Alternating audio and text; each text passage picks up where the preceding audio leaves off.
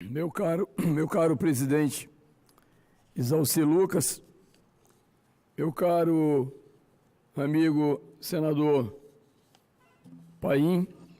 que acaba de se pronunciar desta tribuna, e sempre com um discurso muito coerente, com as suas convicções, respeitado por todos nós, inclusive com pontos comuns no seu discurso que se alinham com o nosso sentimento também. Eu, obviamente, em alguns pontos, por questões políticas, partidárias, ideológicas, etc., podemos divergir, mas diria que Vossa Excelência é sempre um ponto de equilíbrio e até de referência, né, mostrando exatamente que, no conjunto, a sua obra, ela intelectual, ela penetra no coração e no sentimento de milhares, milhões de brasileiros. Então, não poderia deixar aqui de fazer esse registro por uma questão de justiça. Eu gostaria de, rapidamente, senhor presidente, comentar a entrevista ontem na Globo News do ministro da Justiça, Sérgio Moro, que foi impecável. Nós vimos ali na bancada dos jornalistas da Globo, todos eles extremamente qualificados, nós vimos ali a manifestação de posições muito equilibradas, determinadas e, acima de tudo, republicanas do ministro Sérgio Moro, respondendo a cada indagação com um conteúdo extremamente seguro, mostrando o seu conhecimento em relação à sua área e, mais do que isso, deixando a imprensa reverberar para a opinião pública, obviamente, através dos meios de comunicações falados, escritos e televisados, inclusive a rede mundial da internet, posições que são extremamente coerentes com o seu pensamento, com a sua experiência e, mais do que isso, com a sua prática no cotidiano da sua atividade jurídica. Diga-se de passagem invejável. E claro que nós verificamos ali o respeito com que os jornalistas a ele se dirigiam e as respostas extremamente claras e respeitosas que ele dava às indagações dos jornalistas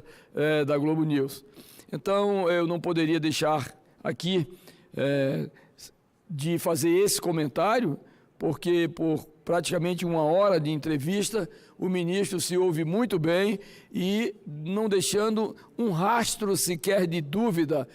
nas suas colocações. Então, quero deixar aqui os parabéns ao ministro e também a Rede Globo, a Globo News, pela entrevista oportuna, num momento difícil em que nós estamos realmente vivendo, de tantas coisas acontecendo aqui no nosso país, mas eu diria que temos que, sim, tirar os excessos dessas críticas que muitas vezes elas são potencializadas, né? Mas eu também gostaria de comunicar aqui hoje aos senhores senadores a Lei 13.827, de 13 de maio de 2019, onde o presidente ele sanciona essas alterações na Lei Maria da Penha e mostra, inclusive, a nossa querida senadora Leila do Vôlei, né, quando ela, juntamente com o presidente Jair Bolsonaro, ela acompanhava a sanção dessa lei, que, diga-se de passagem, ela é muito importante, senhor presidente Exalci, porque o presidente, quando sancionou as mudanças na Lei Maria da Penha, elas mostram que a facilitação da aplicação de medidas protetivas de urgência às vítimas, ela é uma condição sine qua non, em função, obviamente, do agravamento de fatos que têm acontecido com as mulheres no nosso país. De acordo com a nova norma, quando constatada a existência de risco iminente à vida da mulher ou de seus dependentes, o agressor será imediatamente afastado do lar, domicílio ou local de convivência. A medida poderá ser adotada por autoridade judicial, delegado ou policial. Anteriormente, a lei estabelecia um prazo de 48 horas para que a Justiça fosse comunicada sobre as agressões antes de providenciar o afastamento. Então, a aplicação imediata, no meu entendimento, ela deveria ter sido já na lei, na sua origem, porque nós sabemos que uma agressão contra a mulher, ela não pode esperar um minuto sequer. Ela tem que ser repreendida e usado todos os rigores da lei. Portanto, o governo preocupado exatamente com essas questões, o governo tomou realmente essa decisão de fazer a alteração, melhorando a forma de proteção das mulheres. Então, eu gostaria de deixar aqui esse registro, é muito importante, porque muitos, na verdade, ainda não sabem, porque os veículos de comunicação, eles divulgam, mas esse cenáculo aqui, através dessa tribuna, a TV Senado, que hoje vem se agigantando na opinião pública brasileira, ela, pela sua credibilidade, pelos fatos reais, nós estamos aqui falando em tempo real para a população brasileira, né, mostrando o cotidiano das decisões de governo que são importantes para conhecimento da população. Portanto, era esse registro que eu também gostaria de deixar aqui nesta manhã, tarde de quinta-feira, e dizer, senhor presidente, que nós entendemos as dificuldades porque passa o país. Vimos, inclusive, também ontem a questão dos movimentos em várias cidades do país. Fala-se em 160 cidades, 200 cidades, 250 cidades. Obviamente, não importa a quantidade, o que interessa realmente é o fato da manifestação em relação ao anúncio dos cortes, que não são cortes, né? Então, de qualquer forma, o ministro da Educação já deu as suas justificativas, apresentou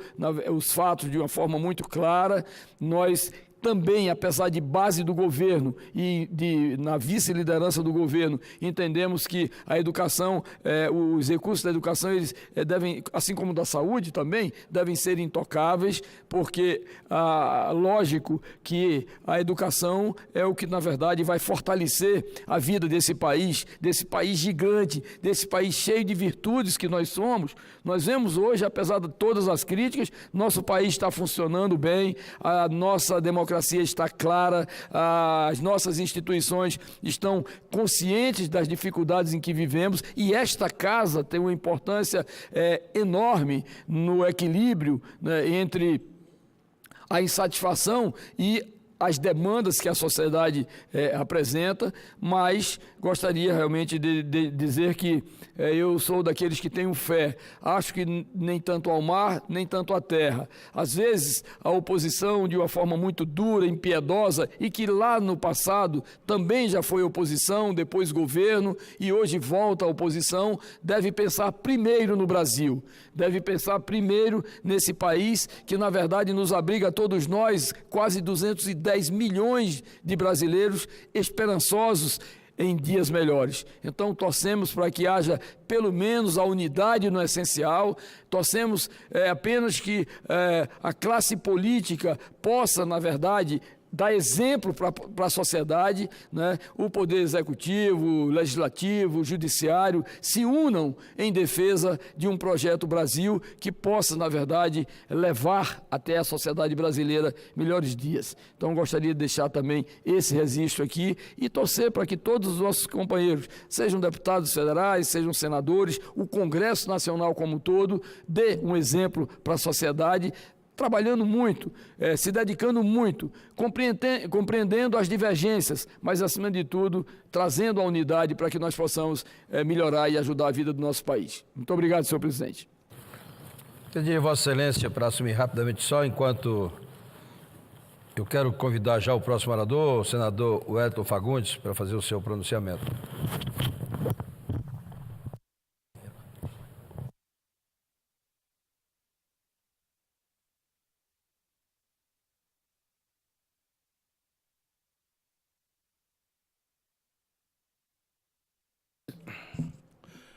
Senhor presidente,